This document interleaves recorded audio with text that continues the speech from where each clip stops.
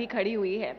Some of you may know that the RBI recently had to step in to tackle a liquidity deficit and infuse funds into the banking system, ensuring that businesses and consumers like us did not feel the crunch. In a rapidly shifting global economy, monetary policy, investment strategies, and self-reliant growth models could be the answers to push India's growth story. Joining us to decode some challenges on the way are two leading voices in economic policy making and financial strategy. We are so privileged to first welcome on stage Dr. Ashima Goyal, economist, professor at IGIDR and member of India's Monetary Policy Committee. Please join us on stage, Dr. Goyal. She, of course, is someone who has been at the very forefront of shaping India's financial roadmap. A huge round of applause, please. And keep that applause going as I welcome Professor Ashwani Mahajan, author, columnist and national co-convener of Swadeshi Jagran Manch, who advocates for self-reliance and policies that strengthen India's economic sovereignty. Please give it up for our guests and also put your hands together for Sandeep Chaudhary ji, who will be leading this session.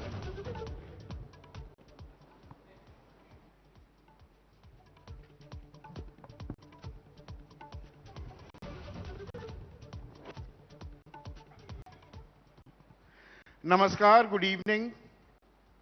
आज बात देश की अर्थव्यवस्था की। अब ये तो हम अपने आप को बताते नहीं सकते और अपनी पीठ थपथपाते नहीं सकते कि हम दुनिया की 5वीं सबसे बड़ी अर्थव्यवस्था बन गए हैं, और साथ ही साथ इसमें यह बात जोड़ना भी नहीं भूलते हैं कि जो विकास दर है हमारी सकल घरेलू उत्पाद की, हमारी जीडीपी की, वो दुनिया में सबसे तेजी से आगे बढ़ती दिखाई दे रही है। लेकिन ये देश 140 करोड़ लोगों का देश है और गरीबी एक अभी बड़ी समस्या है। विकास तेजी से हो रहा है लेकिन बेरोजगारी की समस्या भी लगातार हमारे सामने मुंह बाए खड़ी है। जिस युवा शक्ति की, युवा ऊर्जा की हम बात करते हैं, वो डेमोग्राफिक डिविडेंड क्या डेमोग्राफिक लायबिलिटी भी बन सकता है? यह एक चुनौती हमारे सामने लगातार बनी हुई है। और बहुत सी बातें ऐसी भी हैं कि जो ये हमारे काला सूट गुलाबी अखबार वाले हैं ना, pink papers as we call them, और चैनल्स भी हैं, चर्चा वहां पर शेयर बाजार की ज्यादा होती है और जो चुनौतियां हैं अर्थव्यवस्था की, उन पर तवज्जो या तरजीह थोड़ी कम होती है। मैं बिना लार लपेट ये बात कह रहा हूं डॉक्टर आशिमा और अश्वनी भाई, तो आज की तारीख में इसमें कतई कोई दो राय नहीं डॉक्टर आशिमा कि भारतीय अर्थव्यवस्था एक मजबूती का संकेत देती है कि हम 5वीं सबसे बड़ी अर्थव्यवस्था हैं, हम तेजी से विकास की राह पर आगे बढ़ भी रहे हैं। लेकिन उसके साथ साथ क्या अंदर खाने की तस्वीर भी उतनी ही गुलाबी है जितने गुलाबी अखबार वाले बताते हैं? आप जॉब्स की बात कर रहे थे ना, तो actually there is a transformation in the Indian job market and we are not recognizing it. I had the fortune to be on the MPC over the last 4 years, the post-pandemic period. And one of the things about India's growth rate before this period was that it was very volatile, partly because of reforms, partly because of global shocks. But in these 4 years, for the first time, policy was counter-cyclical. In the sense there was domestic stimulus when there were external shocks, pandemic or Ukraine war. And for 3 years, our growth rate averaged 8.3%. Or our piche hidden job growth. And there's so many surveys coming out, the surveys on unincorporated enterprise, ASI, that is the Survey of Industries, CLEMS database, which shows that in this period of high growth, the job creation multiplied. ASUS is showing, एक minute, ASUS is showing कि 10% growth there was in job creation. So my point is just this, that when we have the buffers and we have policy that smooths growth, keeps growth high, counters external shock, जो firms हैं, जो छोटे-छोटे enterprises हैं, वो देखते हैं कि growth is not volatile, it is going to sustain, and then they employ more people. So we are beginning to see that. There is that transformation. मतलब आप ये कह रही हैं जॉब क्रिएशन हो रही है, पर जो आपकी नेकेड आई से सामने दिखाई देता। मैं अपनी इंडस्ट्री की ही बात करूं, चैनल्स की बात करूं, downsizing is the new reality of this country. हर जगह डाउन साइज हो रहे हैं। डाउन साइज जहां नहीं हो रहा है वहां सैलरीज नहीं बढ़ रही हैं। ये दरअसल जो आप जॉब क्रिएशन का एक सो कॉल्ड एक नैरेटिव जो बन रहा है, is it more centred around gig workers and people who get temporary employment? Is that a concern? So I think one reason why youth employment is the highest in the country is that youths don't take jobs because they are looking for government jobs. So you have huge queues for government jobs. And why do they want government jobs? It's because they're permanent. They need to do no work and they'll still get paid. They'll get all kinds of perks. Therefore, there is research that shows that even for governments, they should hire people on contracts. Then the productivity is much higher. These people learn more, they earn more, right? आप ये मानेंगी ma'am कि 94% अर्थव्यवस्था हमारी informal sector में है, अव्यवस्थित अर्थव्यवस्था जिसे कहते हैं। और जो ये हम तमाम आंकड़े देते भी हैं कि हमारी सकल घरेलू उत्पाद की विकास दर कितनी है, हमारी जीडीपी कितनी हो गई, that is more based on only the formal economy which is 6% of the total economy. 94% की बात क्या सामने आ रही है या ढांपी जा रही है? अश्विनी जी, आप बताना चाहेंगे? सबसे पहले तो मुझे ये बात पसंद नहीं कि ये अनऑर्गेनाइज्ड है। They are self organised people. क्योंकि जो भी लोग हैं वो अनऑर्गेनाइज्ड तो नहीं है, लेकिन एक अर्थशास्त्र की भाषा में उसको अनऑर्गेनाइज्ड बोल दिया जाता है, but they are self organised people. और यही वो सेक्टर है जो इस देश को बचा रहा है। यानी अगर जितने भी, और सबसे ज्यादा मार भी खा रहा है, क्योंकि जिस प्रकार से बाकी सब सेक्टर्स में, खासतौर पर मैं मैन्युफैक्चरिंग की बात करूंगा, ऑर्गेनाइज्ड मैन्युफैक्चरिंग की बात करूंगा, जिस तेजी से ऑर्गेनाइज्ड मैन्युफैक्चरिंग खासतौर पर चीन के WTO में प्रवेश के बाद हमारी मैन्युफैक्चरिंग डाउनफॉल हुआ। Approximately 19.5% of the GDP was coming from manufacturing those days, about around 2000. It had come down to nearly 15 to 16% of the GDP. तो जो मैन्युफैक्चरिंग को मार पड़ी, और वो भी ऑर्गेनाइज्ड मैन्युफैक्चरिंग को भी खासी मार पड़ी। और लेकिन अगर किसी क्षेत्र ने बचा के रखा तो ये तथाकथित अनऑर्गेनाइज्ड सेक्टर है। हमारे किसान हैं, हमारे छोटे व्यापारी हैं, हमारे 3.5% की विकास दर दिखाई कोरोना काल में कृषि क्षेत्र ने, जी, जब सब कुछ नेगेटिव चला गया। मैं वही कह रहा हूं। तो इसलिए इसको अनऑर्गेनाइज कहना सही नहीं होगा, और इसी में मुझे विकास की संभावनाएं भी दिखाई देती हैं। खासतौर पर जो एम्प्लॉयमेंट की बात करते हैं, आपने मीडिया के अंदर अनएम्प्लॉयमेंट की बात की। बाकी जगह पर भी जहां जहां पढ़े लिखे लोगों में अनएम्प्लॉयमेंट ज़्यादा बढ़ रही है, उसका मुख्य कारण कहीं ना कहीं मैकेनाइजेशन, रोबोटाइजेशन, AI, ये भी एक मुख्य कारण है जो चिंता का सरकार की सोच, जो सरकारी तंत्र है, लाल फीताशाही। और यहां पर मैं कोट करना चाहूंगा दत्तात्रेय होसबोले। वो एक बार नहीं, दर्जनों बार 3 चीजें वो लगातार बोल रहे हैं सितंबर, बल्कि अगस्त 2022 से। उन्होंने कहा कि 20 करोड़ लोग से ज्यादा वो गरीबी रेखा के नीचे चले गए हैं इस देश में। वो पोस्ट कोरोना काल था, मैं उस बात को भी अंडरलाइन कर रहा हूं साथ में। उन्होंने कहा 23 करोड़ लोग इस देश में 375 रुपए प्रतिदिन नहीं कमा पा रहे हैं। और तीसरा जो आपने कहा, ये सेल्फ ऑर्गेनाइज सेक्टर है जो खुद मुख्तारी को बढ़ावा देने की कोशिश कर रही है सरकार। दत्तात्रेय होसबोले बोले कि ये लोन दे रहे हैं, मुद्रा लोन दे रहे हैं, पर बैंक वाले रुला देते हैं कि युवा को 5 लाख, 7 लाख, 10 लाख रुपए देने में नहीं देते हैं। देखिए, जो दत्ता जी ने कहा वो भी गलत नहीं है, और जो आप उसको प्रस्तुत कर रहे हैं उसको थोड़ा सा मुझे लगता है दुरुस्त करने की जरूरत है। उसे दुरुस्त करने की जरूरत है, क्योंकि ये सच्चाई है इस देश की। गरीबी है, बेरोजगारी है, कहीं ना कहीं हमारी मैन्युफैक्चरिंग में डाउनफॉल आया, वो भी मैंने आपको बताया।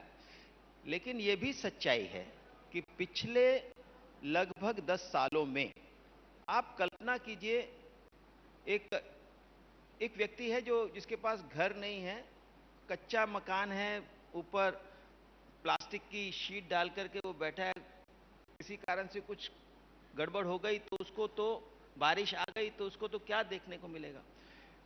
उसी प्रकार से हेल्थ फैसिलिटीज हैं, बिजली है, पानी है, सैनिटेशन है, ये सारी चीजें पहले से बेहतर हुई हैं। 100% आप इलेक्ट्रिफिकेशन देख रहे हैं, लगभग 100% आप नल से जल देख रहे हैं, 4 करोड़ घर बने हैं और शहरी क्षेत्रों में भी बने हैं और ग्रामीण क्षेत्रों में भी बने हैं, ये सच्चाई है। उसके कारण जो यूएनडीपी को भी ये कहना पड़ा, पहली बार यूएनडीपी ने भारत की तारीफ की कि भारत ने गरीबी को और मल्टी डायमेंशनल पॉवर्टी को बहुत कम किया है। मैं नंबर्स पे नहीं जा रहा हूं यहां पर, मैं एक और बात आप इससे पहले की कोई सवाल पूछे, मैं अपनी बात पूरी कर लूं। प्लीज करिए ना। तो उसके कारण जो एक जमाना था जब गरीब मुल्कों में हमारा स्थान बहुत नीचे होता था, जो multi dimensional poverty index was 0.282 in India and overall गरीब मुल्कों का 0.275 होता था, यानी हम उससे भी नीचे थे। आज ये स्थिति है कि बाकी गरीब मुल्कों में अभी भी मल्टी डायमेंशनल पॉवर्टी इंडेक्स 0.202 पर बना हुआ है और हमारा 0.69 पर आ गया है। यानी ये एक बहुत बड़ी हमारी अचीवमेंट है कि जिसके कारण आज यूएनडीपी को भी भारत की गरीबी कम होने 3 बार यूएनडीपी का नाम ले दिया। हाँ, बताओ, एक मिनट, उसका कारण है। आशिमा मैम आ रहा हूं मैं। ये मीठा मीठा गप गप कड़वा कड़वा थूथू वाला काम तो नहीं कि यूएनडीपी ने, देखिए सुनिए ना, यूएनडीपी ने ये कहा एक हंगर इंडेक्स है, भुखमरी सूचकांक, हम उसमें 108वें नंबर पर आते हैं, उसको हम खारिज कर देते हैं कि नहीं नहीं ये आंकड़ा, ये तो जर्मनी में कोई बैठी एजेंसी वो बना देती है, तो ये आंकड़े को हम नहीं मानते। अब आपने कहा रोजगार उत्पन्न हो रहे हैं, रोजगार नहीं बल्कि जो सहूलियत दी जा रही है, पक्के मकान, शौचालय, और साथ में रेवड़ियां भी अब बांटी जा रही हैं, लोगों को आलसी बना रहे हैं। लोग, एक तो नौकरी नहीं मिल रही, जिसको मिल भी जाए वो करने को तैयार नहीं, 5 किलो अनाज भी मिल गया 2-2.5 हजार रुपए और आ गए, काम ही नहीं करने को तैयार। ये एक डबल वैमी, दोहरी चुनौती, दो धारी तलवार लटक गई है। आपने वेल्ट हंगर हिल्फे की बात कर दी तो मैं बिना उसका जवाब दिए छोड़ूंगा नहीं। ये वेल्ट हंगर हिल्फे है, आप उसको गूगल करिए। अब आजकल डीप स्टेट की बात चल रही है, उसी डीप स्टेट का हिस्सा है वो, और उसको बिल गेट्स फाउंडेशन उसको फाइनेंस करती है। अगर आप इसकी तह में जाएंगे तो निकलेगा, इस देश को गरीब दिखाने की एक बहुत बड़ी साजिश वो ये लगातार चलती रहती है। तो इसलिए मैं उसका जरूर आपको जवाब देना था। लेकिन जहां तक ये रेवड़ियों की बात है, रेवड़ियों के कारण कितने देश भुखमरी की कगार पर पहुंच गए। वेनेजुएला उसमें से एक है, श्रीलंका है, थाईलैंड है।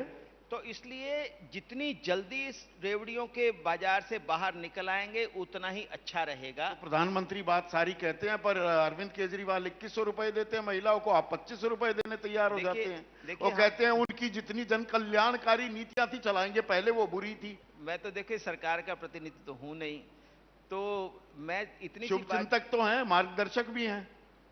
शुभचिंतक, लेकिन हम क्रिटिक भी हैं। हाँ, तो वो निंदक नेड़े रखती नहीं है सरकार आजकल, वो अलग बात है, पर आप जैसे लोग होने चाहिए। आरसेप को हमने रुकवाया, जीएम को हमने रुकवा के रखा है, तो वो तो काम हम करते ही हैं। पर इसमें डॉक्टर लेकिन इस बात को कंप्लीट कर दें कि रेवड़ियां जो हैं उसके कारण खास तौर पर जो दिक्कत आ रही है वो बहुत, जो कुछ नंबर ऑफ स्टेट्स जो हैं, जैसे आंध्रा है, पंजाब है, बाकी हिमाचल प्रदेश है, इसके कारण, उस रेवड़ियों के कारण वहां की जो डेट जीडीपी रेशियो है बहुत ज्यादा बढ़ गई है, और वहां आगे सरकार की भी कोई बहुत अच्छी नहीं है।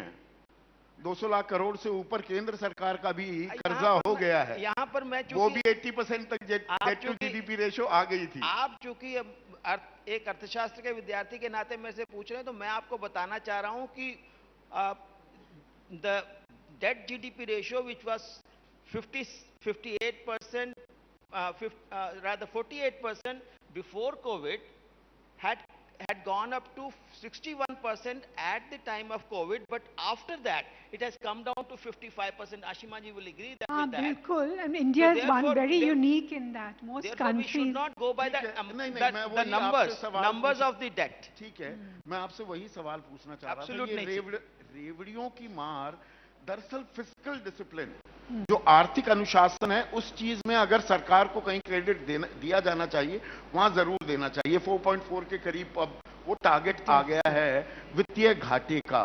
पर क्या हम आबैल मुझे मार भी कर रहे हैं कि जहां स्थिति सुधर रही है या संभल रही है, उसको हम फिर बिगाड़ने पर आमादा हो रहे हैं, कंपेटिटिव पॉलिटिक्स हो रही है। हाँ, पर in India we have a federal structure. And there is the Fiscal Responsibility and Budget Management Act, which prevents states from borrowing too much. And their deficit also, which had peaked at 4% average during COVID times, has come down to 2.8. And the limit is 3%. So what happens in states is that if they are spending too much on freebies, they can spend less on investment, etc. And we saw that in Andhra Pradesh, the electorate wanted better roads and better sanitation. They were not satisfied only with freebies. So it is the voters who are going to teach politicians that they need to deliver better governance and facilities also. नहीं, महाराष्ट्र में लाडकी बहन जहां हम बैठे हैं आज की तारीख में 30 सीटें जीती इंडिया गठबंधन ने, और उसके बाद 30 सीटें वो एमएलए की नहीं जीत पाए क्योंकि वहां पर लाडकी बहन योजना में पैसे दिए जा रहे थे। Hemant Soren anti incumbency jail जाने के बाद भी वहां पर मैया सम्मान योजना के तहत वो पैसे दे रहे थे। Let me say something about this Ladli Behan. You know, in many countries you have some social welfare, you have transfers to the poor. So DBT allows us to transfer money with very little leakages. So instead of negative income tax, you are targeting this to a certain set of women who are likely to spend it on improving nutrition for their families, all right, education, etc., which are all public goods. And moreover, you're going to target it in the sense that it only goes to women whose families earn about, say, 2 lakhs or something. Do we need a national and that, one minute. Yeah. So that, yes, maybe there should be a consensus so that parties don't compete that you get 2,000, I will get 2,000. मेवा क्या है, इसको तो परिभाषित करने की जरूरत है ना। This group is shrinking as wealth grows. आप poverty की बात कर रहे थे. So even the World Bank, their $1 a day criteria, you take an objective criteria because it can be very relative. Who is poor? If I'm rich, somebody who's middle class will be poor for me. Yeah, but their figures show that Indian poverty has come down from 30% before reforms to 5%. So, I mean, this is a huge credit for us. We've been struggling to remove poverty since independence, not been able to do it. Now poverty is down. You've been a member of the Monetary Policy Committee, ma'am. तो अब ये एक आर्थिक अनुशासन एक तरफ उसकी ओर कदम तेजी से सरकार बढ़ा रही है, लेकिन दूसरी तरफ महंगाई भी देखिए, और बेरोजगारी एक समस्या पहली बार मानी सरकार ने। महंगाई पिछले साल मानी थी पहली बार कि हाँ भाई एक महंगाई भी समस्या, अब फिर वो भूल गई है। और कुछ पूछने लगो तो वित्त मंत्री ये भी कह देती है मेरे घर में तो प्याज लहसुन खाया नहीं जाता, आपके यहाँ नहीं खाया जाता, भाई मेरे यहाँ खाया जाता है। ये तो जवाब दे के काम चलता नहीं है। पर जब हम फिस्कल डेफिसिट की बात करते हैं कि वो काबू में आ गया, तो जो स्टिमुलस हम दे रहे हैं, स्टिमुलस कैसे दिया जाएगा? लोगों की जेब में पैसा होना चाहिए। सीआरआर में कटौती बड़े दिनों बाद पहली बार हुई है। ये जेब में पैसा आएगा आम आदमी के, चाहे वो रेवड़ी चाहे और लूजनिंग ऑफ इंटरेस्ट रेट्स के जरिए। क्या वो अब सही वक्त आ गया है? ज्यादा कंजर्वेटिव हो गया था कि आरबीआई कुछ सालों तक महंगाई रोकेंगे, पर महंगाई बढ़ ही रही थी, रेट्स क्योंकि कट नहीं रहे थे। हाँ, तो I was in the MPC, I had been voting for a cut in rates since June because you could see that there was a slowdown coming, and also because we work on expected inflation. So forward-looking inflation, because of the good monsoon, etc., was going to come down. We knew it would come down, and in January it is 4.3% headline. Vegetable prices have also fallen. So then what happens is, if your interest rate is 6.5, your real rates are very high, and that is a negative for the economy. So what stimulus from the budget comes in multiple ways. You know, there's very good fiscal monetary coordination over the last 4 years, and one thing is that the fisc can act more on the supply side. Food prices, counter-cyclical oil taxes, etc. RBI can't affect food prices. Yeah? So if the government was acting on this, because of that we could keep rates lower. अब लचीले ब्याज दरें होंगी, वो दौर आ गया है जो आप पहले से पैरवी करती आई थी. हाँ, अभी so but we must remember that the real rates will remain positive. So that signals that inflation targeting is credible. और जैसे आप कहते हैं महंगाई 10%, we are used to inflation at 10%, now it's going to be 4%. All of us need to internalize that. That is the target, and we should expect. तो महंगाई के मोर्चे पे भी पर एक और मोर्चा खुल गया है. वो मोर्चा खुला है 7 समंदर पार. डोनाल्ड ट्रंप जो राष्ट्रपति बन गए हैं, और डोनाल्ड ट्रंप के मन में क्या है वो शायद डोनाल्ड ट्रंप भी नहीं जानते, तो बाकी दुनिया तो क्या जानेगी. और उनको हम दोस्त बताते भी फिर रहे थे. बहुत से यहाँ पर संगठन उनकी जीत के लिए पूजा भी हो रही थी, और उनकी जीत को ऐसे मनाया गया मानो वो एक समुदाय विशेष की जीत हो गई. अब पता नहीं लग रहा वो हमारे दोस्त हैं वो या वो विशुद्ध अमेरिकी हैं.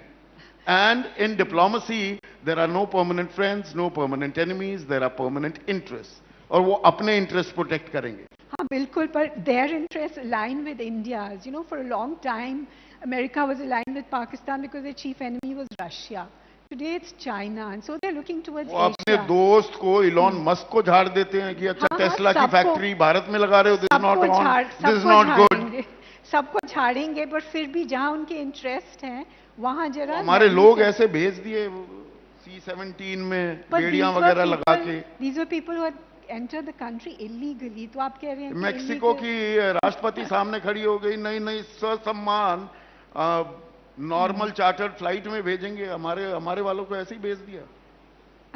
पर वो आए कैसे थे? ये डंकी रूट और पता नहीं कहाँ छुप के. नहीं, टैरिफ वॉर एक रियलिटी होने वाली है क्या? वो कह रहे हैं जितना भारत लगाएगा 100% लगा देता है हमारे पे टैक्सेस, हम भी उतना ही लगाएंगे.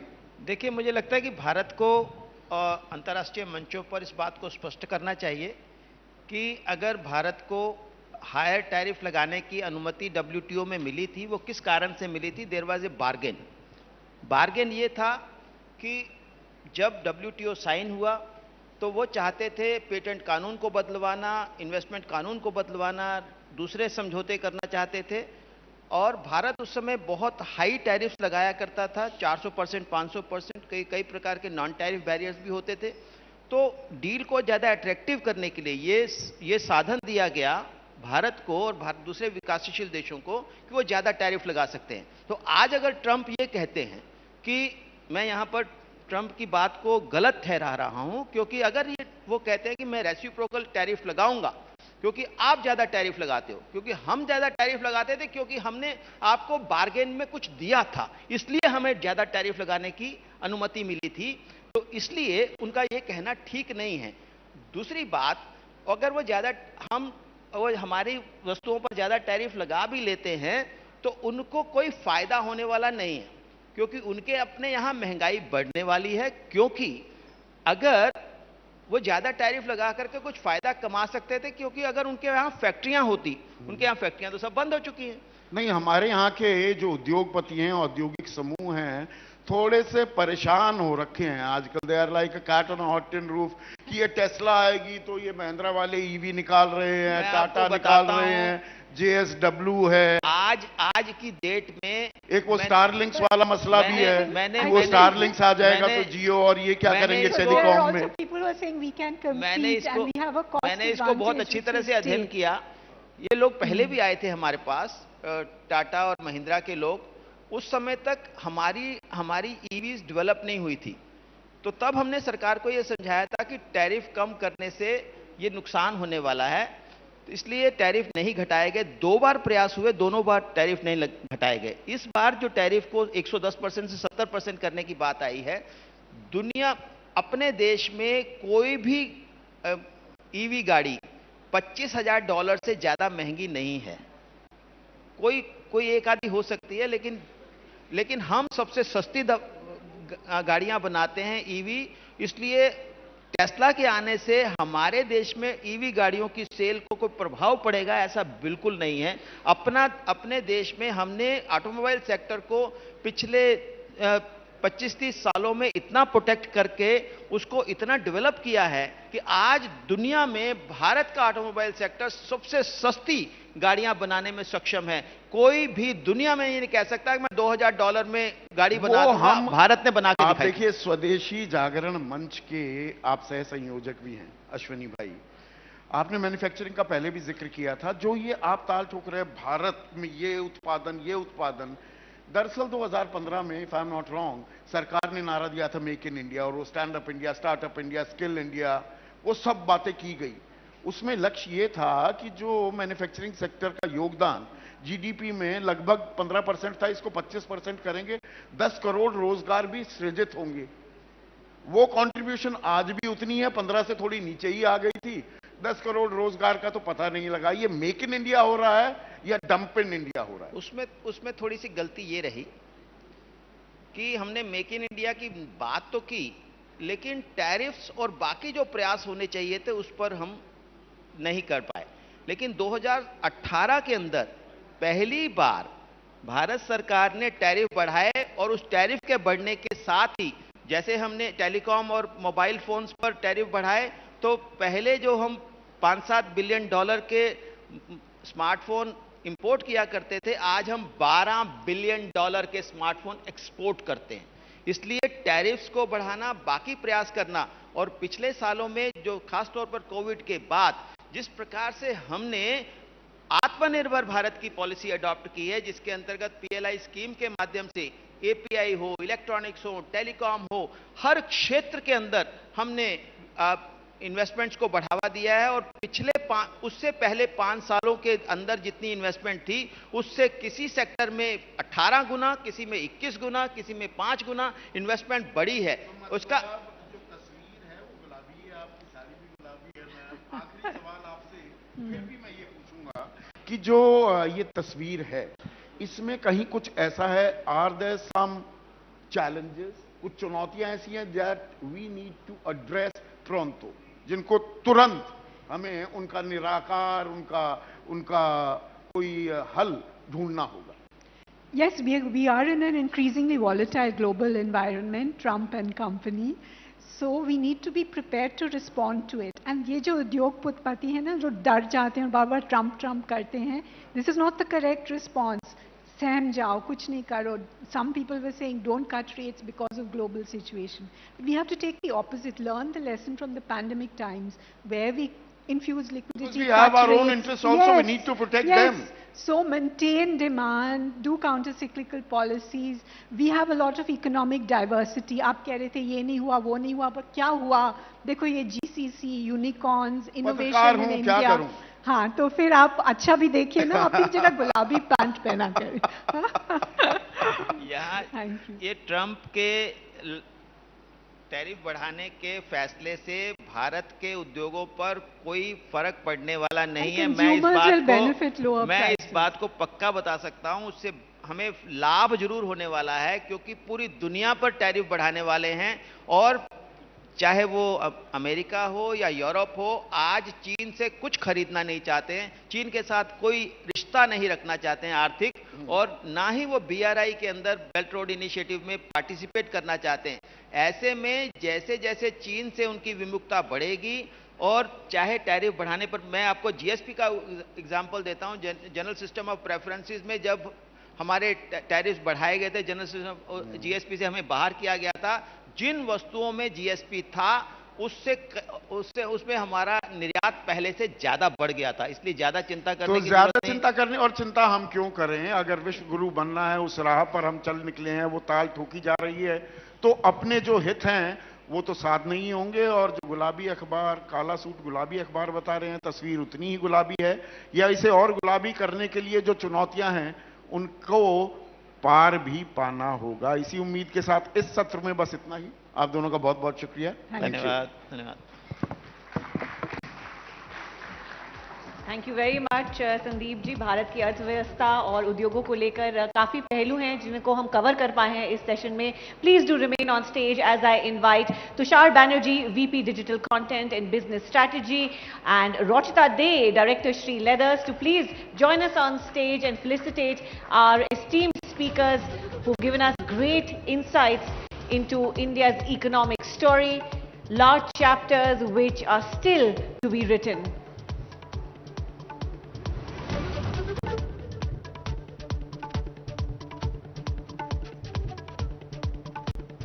Can we have a huge round of applause, please, for Dr. Ashima Goyal and for Professor Ashwini Mahajan, and also for our chair, Sandeep Chaudhary.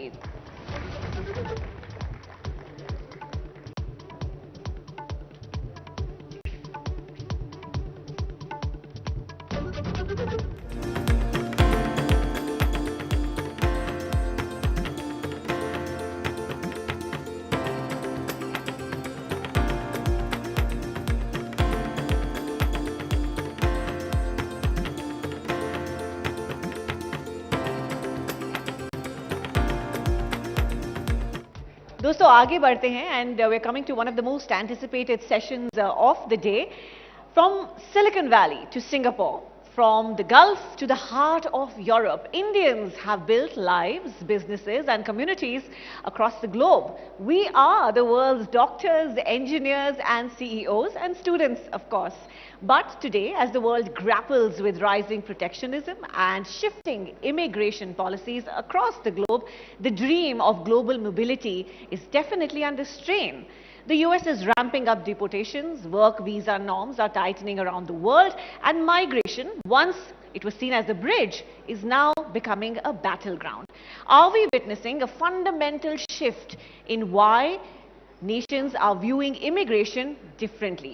To unravel this, we have a speaker who understands the very pulse of global affairs like no one else, Dr. Shashi Tharoor. Please welcome him with a huge round of applause. A diplomat, a politician and author, and he'll be addressing us first, after which Megha Prasad will join him.